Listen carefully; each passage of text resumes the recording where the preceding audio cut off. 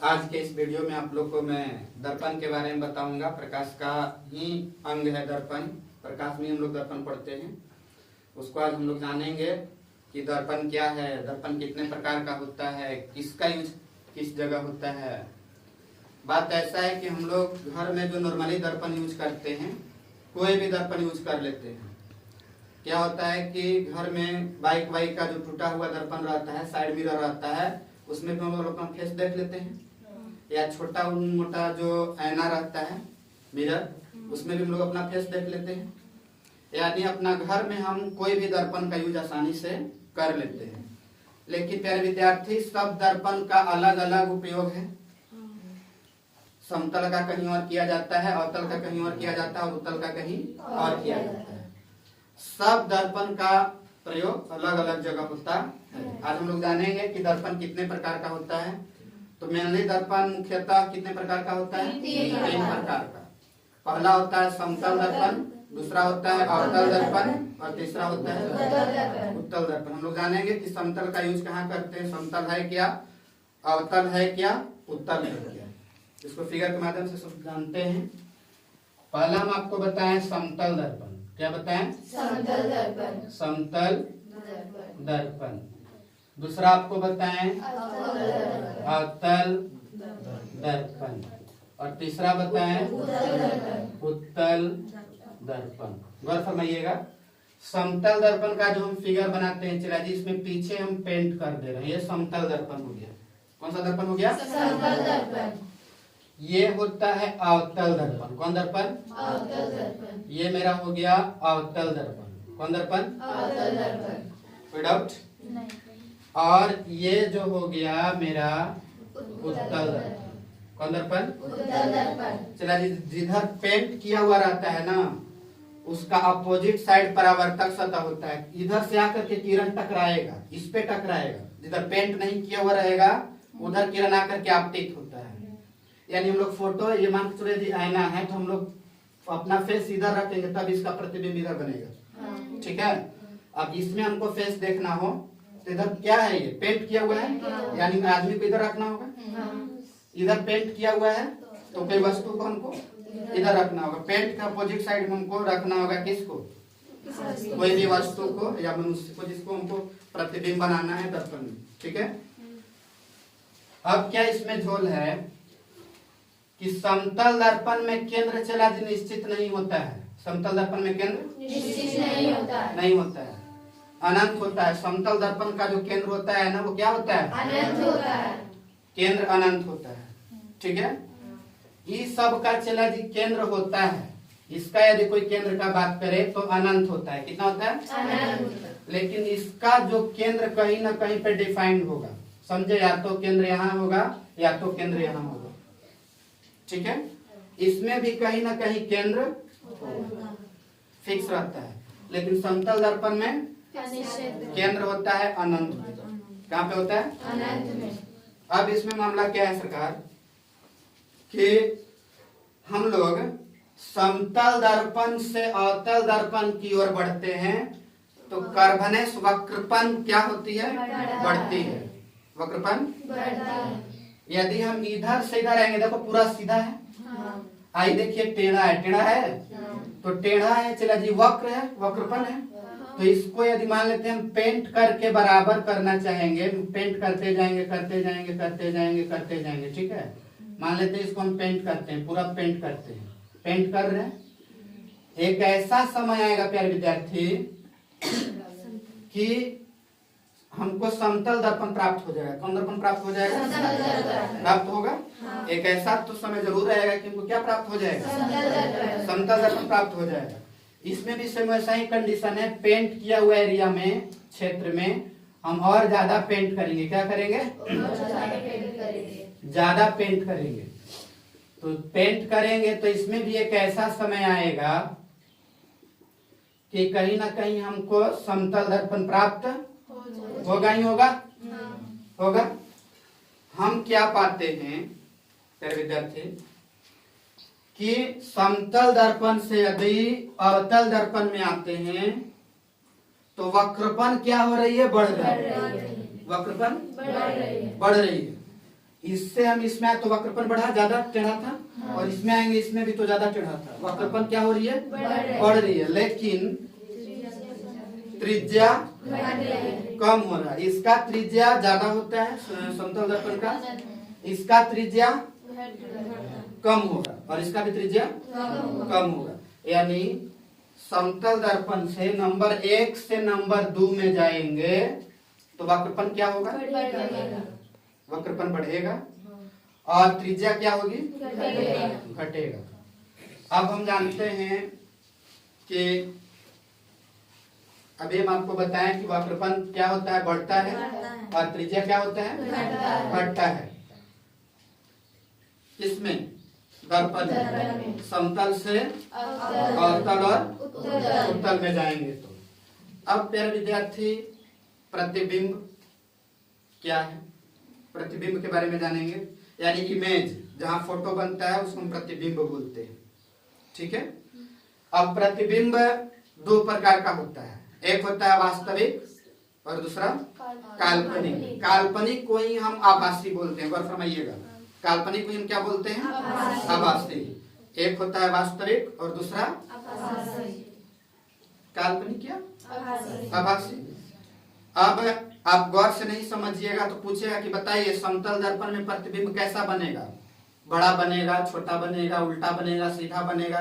आपका बड़ा उल्टा में घुस जाएगा और सीधा बड़ा में घुस जाएगा, बड़ा छोटा में घुस जाएगा, उल्टा सीधा में चला जाएगा, मार करके टिक करके आ जाइएगा, मामला गड़बड़ा जाएगा।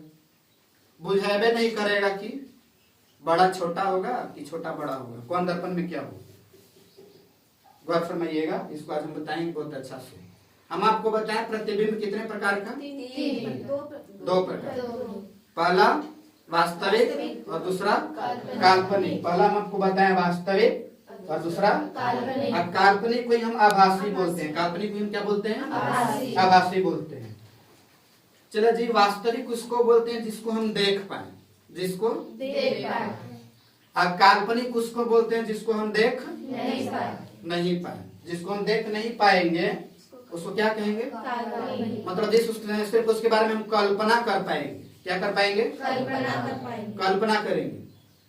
अच्छा, एक उदाहरण से समझाते हैं आपको। ठीक है, पूरा एकदम कंप्लीट हो जाएगा वास्तविक और काल्पनिक क्या है।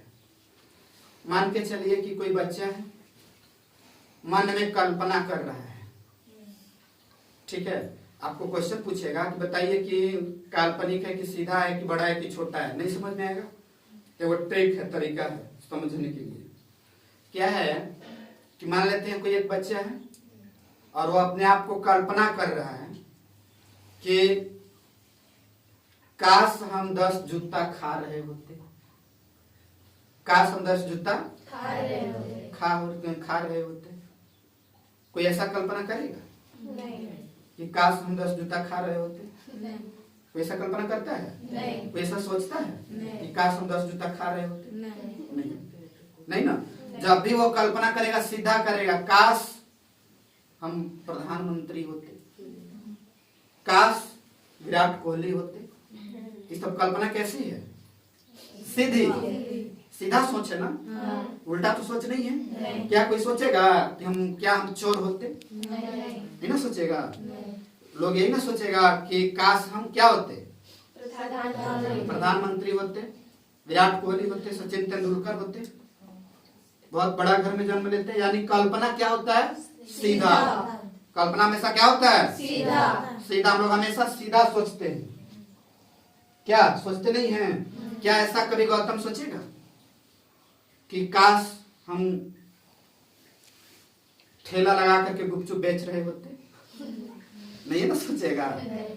कि प्यारे विद्यार्थी, मेरा समझाने का मतलब था कि कल्पना हमेशा सीधी होती है। कल्पना हमेशा सीधी होती है और वास्तविकता हमेशा उल्टा होता है। हम सोच न रहे हैं कि काश हम प्रधानमंत्री होते, लेकिन है अभी नहीं। तो उल्टा ना हो गया? नहीं समझे? बात को समझिएगा। कल्पना हमेशा सीधी होती है। हम हमेशा सीधा सोचेंगे कि हम ये करेंगे वो करेंगे, ये सीधा होगा नहीं। तो काल्पनिक प्रतिबिंब हमेशा सीधी होती है। काल्पनिक प्रतिबिंब हमेशा सीधी होती है, लेकिन वास्तविक प्रतिबिंब हमेशा उल्टा होती है। समझ में आ गया? अब उल्टा सीधा नहीं गड़बड़ाइएगा नहीं। कि कौन प्रतिबिंब काल्पनिक में क्या होगा, इसमें क्या होगा, वास्तविक में क्या होगा। वास्तविक प्रतिबिंब हमेशा उल्टा उल्टा और काल्पनिक प्रतिबिंब हमेशा सीधा। उदाहरण समझ में आ गया। आगे चलते हैं नेक्स्ट टॉपिक की ओर। प्यारे विद्यार्थियों, हम आपको प्रतिबिंब बताएं कि प्रतिबिंब दो प्रकार का, पहला वास्तविक, दूसरा काल्पनिक। और काल्पनिक को हम एक और नाम से जानते हैं आभासी। आभासी। अब क्या है मामला कि जहां जहां काल्पनिक प्रतिबिंब आपको कहेगा वो प्रतिबिंब हमेशा सीधा बनेगा। क्या बनेगा? सीधा। और जहां जहां वास्तविक प्रतिबिंब बोलेगा वहां वहां क्या बनेगा? उल्टा बनेगा। कोई डाउट? या दर्पण हो या लेंस हो, या वो दर्पण हो या फिर लेंस हो। चलिए जी, इतना हम आपको पढ़ाएं, आपका 50% कष्ट यही दूर हो गया। इतना जब समझ में आया तो आपको 50% ये चैप्टर का डाउट क्लियर हो गया। अब आपका काल्पनिक के उल्टा सीधा में नहीं गड़बड़ाइएगा। काल्पनिक हमेशा क्या? अब वास्तविक उल्टा। एकदम गड़बड़ाना नहीं है। सोचेंगे मतलब कल्पना करेंगे, सोचेंगे मतलब तो सोचेंगे तो एकदम सीधा सोचेंगे कि हम काश ये होते वो होते। बुराई के बारे में तो नहीं सोचिएगा, लेकिन वास्तविक हम वो रहते हैं नहीं रहते हैं, उल्टा रहते हैं। तो वास्तविक में क्या होती है? नेक्स्ट चला हम लोग आगे जानेंगे कि समतल दर्पण का बनाएंगे। अभी हम लोग बारी बारी से तीनों दर्पण के बारे में जानेंगे कि किसमें कैसा फिगर बनता है, क्या मामला है, इसके बारे में। ठीक है? समतल दर्पण, मान लीजिए कि ये मेरा समतल दर्पण है। कौन सा दर्पण है? ये मेरा समतल दर्पण है। ठीक है, समतल दर्पण बना लिए। ये समतल दर्पण। समतल दर्पण के सामने मान लेते हैं कि यहाँ कोई एक वस्तु है। मान लेते हैं यहाँ कोई बच्चा खड़ा है। क्या है? बच्चा खड़ा है। और तो चला जी, यहाँ बच्चा खड़ा तो इसका प्रतिबिंब कहीं ना कहीं बनेगा। प्रतिबिंब कहीं ना कहीं बनेगा। तो मान लेते हैं इसका प्रतिबिंब यहाँ बनेगा। ठीक है, इसका प्रतिबिंब यहाँ बनेगा। मान लेते हैं ये बच्चा का प्रतिबिंब यहाँ बने। तो समतल दर्पण में क्या होता है प्यारे विद्यार्थी कि जितना बड़ा वस्तु रहेगा, मान लेते हैं कि 5 फीट का आदमी है, 5 फीट का आदमी है, तो उसका प्रतिबिंब भी 5 फीट का बनेगा। कितना फीट का बनेगा? 5 फीट का। उसका फोटो भी कितना फीट का बनेगा? 5 फीट का। बात को समझिएगा। समतल दर्पण में जो हम लोग घर में दर्पण यूज करते हैं, वो दर्पण में जितना बड़ा हमारा फेस रहेगा उतना ही बड़ा उसमें भी दिखाएगा। छोटा तो करके नहीं ना दिखा देगा। समतल दर्पण में क्या होता है कि जितना बड़ा आदमी रहेगा उतना ही बड़ा आदमी दिखाएगा। जितना फीट का है, मान लेते हैं 5 फीट का है, तो यहाँ भी 5 फीट का बनेगा। और समतल दर्पण में यहाँ से यहाँ तक का दूरी, वस्तु से दर्पण का दूरी यदि 10 मीटर है तो प्रतिबिंब का भी दूरी कितना ही होगा? 10 मीटर। 10 ही मीटर होगा। कोई डाउट नहीं? बात को समझिएगा। हम अभी आपको बताएं कि यहाँ से यहाँ तक की दूरी 10 मीटर है। यदि दर्पण से वस्तु के बीच की दूरी, वस्तु है ना, मान लेते हैं आदमी है, आदमी भी बताए ना, कोई भी ये आदमी है, तो आदमी से दर्पण की दूरी यदि 10 मीटर है तो दर्पण से प्रतिबिंब का भी दूरी कितना होगा? 10 मीटर। 10 ही मीटर होगा। कोई डाउट नहीं। अब चला जिसमें हम लोग जानेंगे कि और क्या क्या झोल है इस दर्पण में। तो चला जी, ये दर्पण में हमेशा जो प्रतिबिंब बनता है वो काल्पनिक बनता है। कैसा बनता है? काल्पनिक। कैसा प्रतिबिंब बनता है? काल्पनिक। अच्छा, जब काल्पनिक बनेगा तो सीधा कि उल्टा? सीधा। काल्पनिक जब बनेगा तो प्रतिबिंब कैसा बनेगा? सीधा। कोई डाउट? काल्पनिक प्रतिबिंब बनता है और सीधा बनता है। और सीधा बनेगा तो काल्पनिक है ना, तो काल्पनिक बनेगा तो या तो काल्पनिक कोई ना आभासी बोलेंगे। क्या बोलेंगे? आभासी। वस्तु से बड़ा बन रहा है कि वस्तु के बराबर बन रहा है? वस्तु के बराबर बन रहा है। यही ना मामला है। हाँ।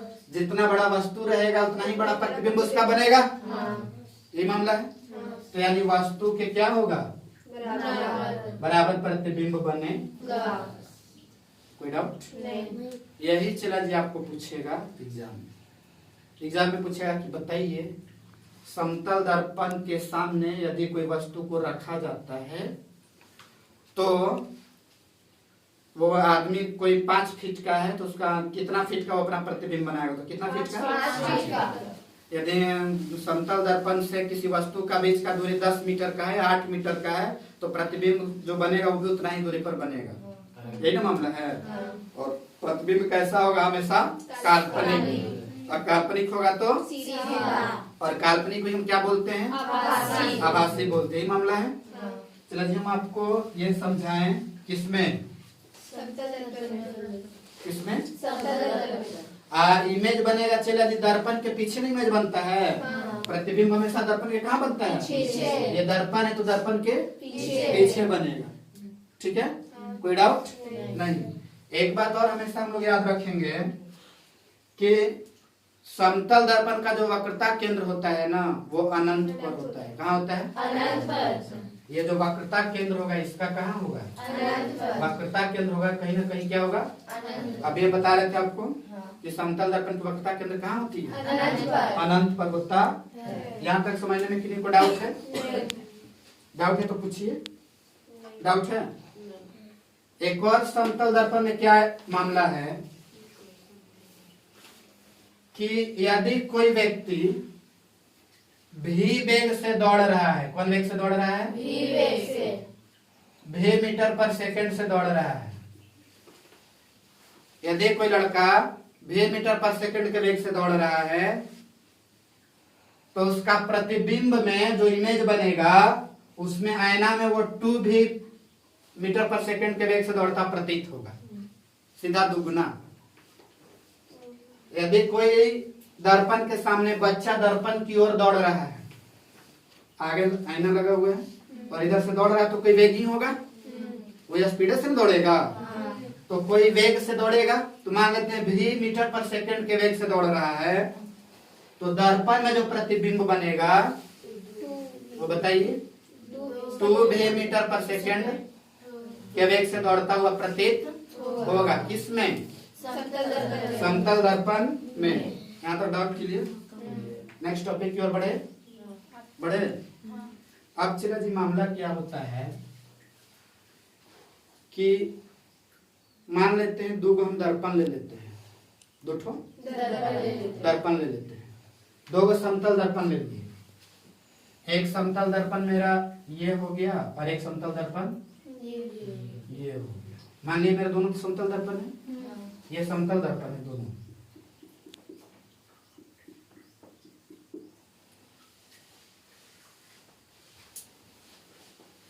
या 1 मिनट मान लीजिए, ठीक है।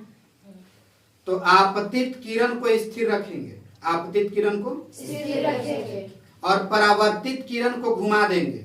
थीटा कोण से घुमा देंगे। कितना कोण से घुमा देंगे? थीटा कोण से घुमा देंगे। तो मामला क्या होता है अगर समझिएगा। देखिए आपतित किरण को स्थिर रखेंगे और दर्पण को थीटा कोण से घुमा देंगे तो जो बाद में किरण निकलेगा ना परावर्तित जो होगा वो 2 थीटा कोण से घूमेगा। बात को समझिएगा। इधर से जो सनलाइट आएगा वो टकराएगा, उसको तो हम घुमा नहीं पाएंगे, वो उसको घुमा नहीं ना पाएंगे। लेकिन हम अभी अब आपको बताएं कि आपतित किरण को स्थिर रखते हुए, आपतित किरण को स्थिर रखें और दर्पण को थीटा कोण से घुमा देते। मान ली दर्पण है मेरा, इसको हम कितना कोण से घुमा देंगे? थीटा कोण से घुमा देंगे। तो जो प्रतिबिंब हमको दिखेगा वो प्रतिबिंब आपको बता जो परावर्तित किरण होगा वो कितना कोण से घूमेगा? 2 थीटा कोण से घूमेगा। यहाँ तक समझने में कोई दिक्कत है? नहीं।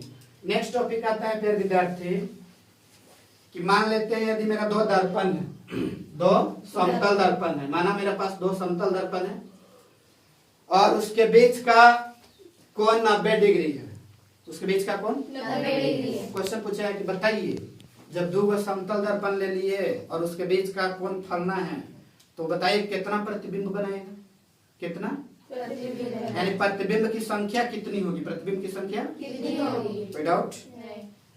क्वेश्चन आपको पूछेगा, गौर फरमाइएगा कि दो ले लेते हैं समतल दर्पण, दो ठो समतल दर्पण लिए, तो दो समतल दर्पण में यदि कोण बन रहा है 90 डिग्री या कोई भी डिग्री कोण बन रहा है 30 डिग्री 60 डिग्री 90 डिग्री कोई भी डिग्री कोण बन रहा है, तो बताइए कि उसमें प्रतिबिंबों की संख्या कितनी होगी।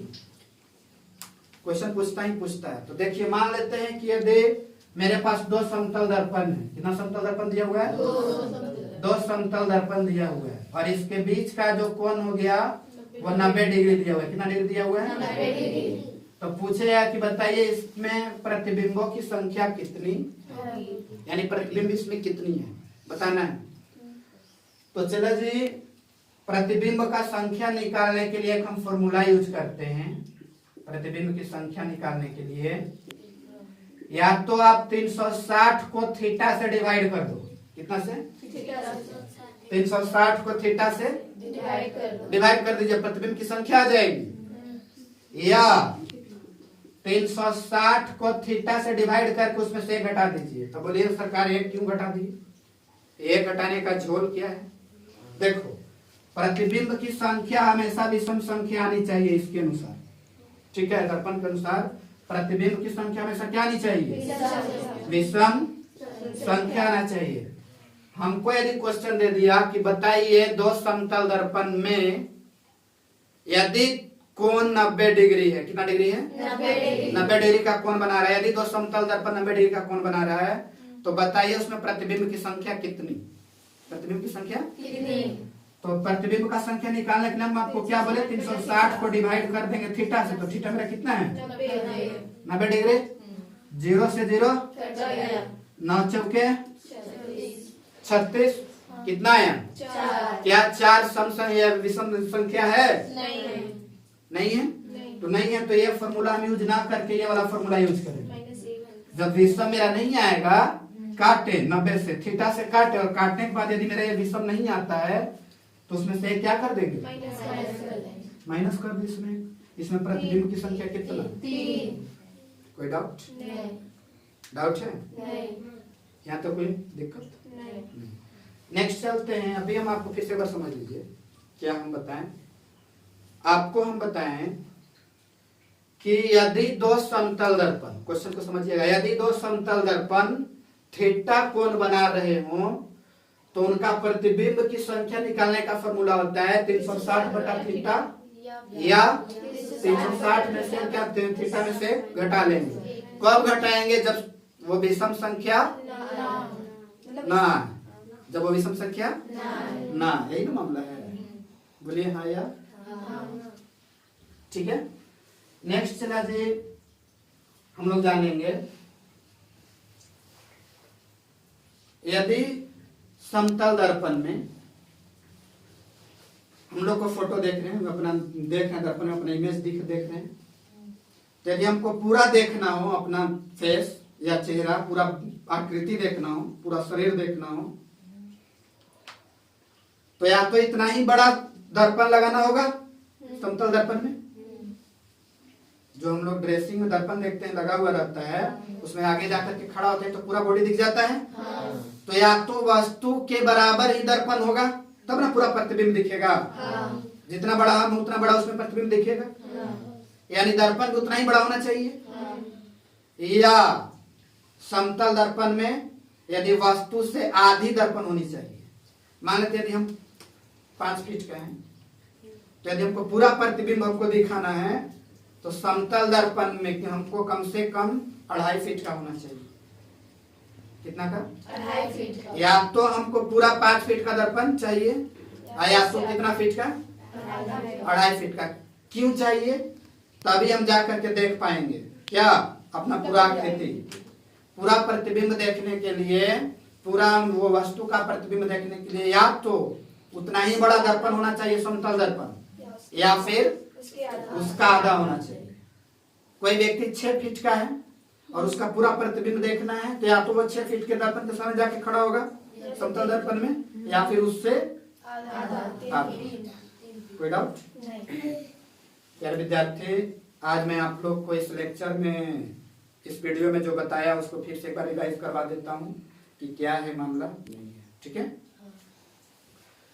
क्या है कि हम आपको बताएं दर्पण का तो मेनली हम अपना घर में कोई भी दर्पण यूज कर लेते हैं, लेकिन अभी हम लोग देखें कि समतल दर्पण यूज करते हैं घर में। क्या है कि दर्पण कितने प्रकार का? 3 प्रकार का। कौन कौन? समतल से अवतल में जाते हैं तो वक्रपन और त्रिज्या कोई डाउट? वक्रपन क्या हो रहा है और त्रिज्या? यहाँ तक तो क्लियर है। समतल दर्पण का जो केंद्र होता है वो क्या होता है? हाँ, ये दोनों का तो कहीं ना कहीं फिक्स होगा, डिफाइंड होगा कि यहाँ पर होगा, यहाँ पर होगा, यहाँ पर होगा। किसमें? अवतल और विदाउट।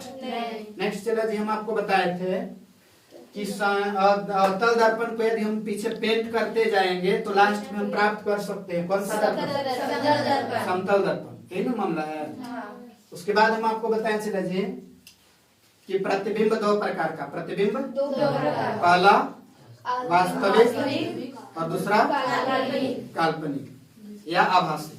काल्पनिक या काल्पनिक जो प्रतिबिंब होगा वो क्या होगा?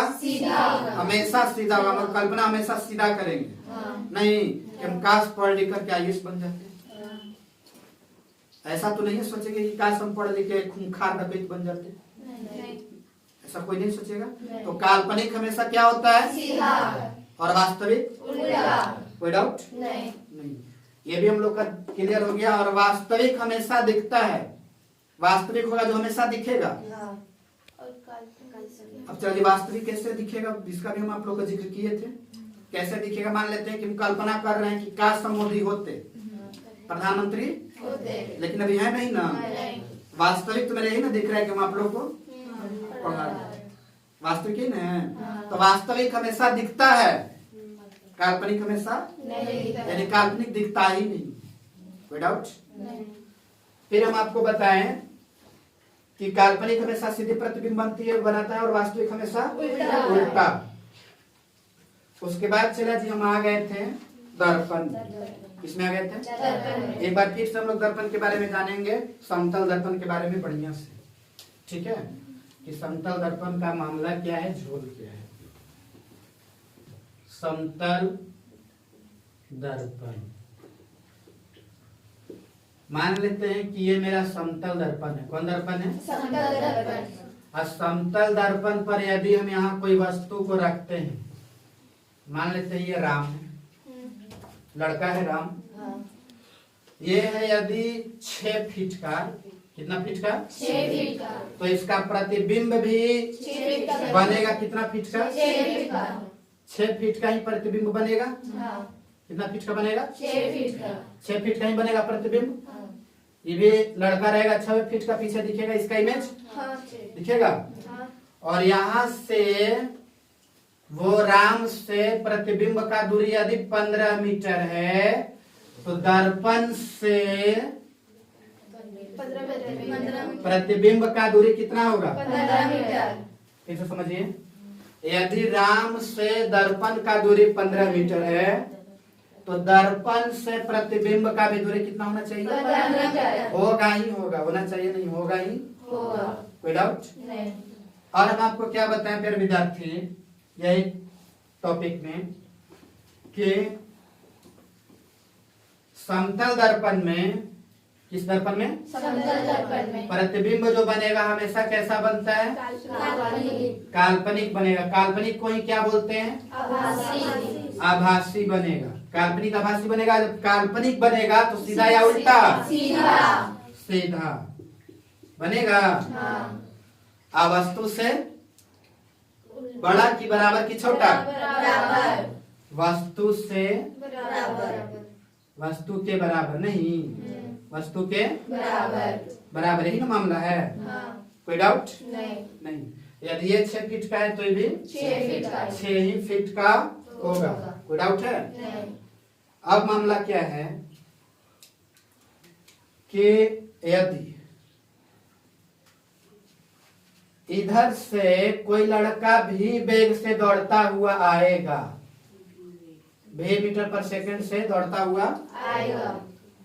तो इसका प्रतिबिंब में यानी इधर से दर्पण की ओर यदि कोई बच्चा दौड़ता हुआ आएगा 2 मीटर पर सेकंड के वेग से, तो दर्पण में उसका प्रतिबिंब 2 मीटर पर सेकंड से दौड़ता हुआ प्रतीत होगा। यही ना हम बात बताएं। हाँ। कोई डाउट नहीं?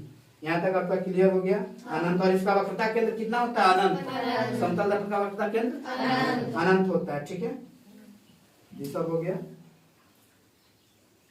हम आपको बताएं कि यदि आपतित किरण को स्थिर रखा जाए, ये मेरा दर्पण है, क्या है? दर्पण।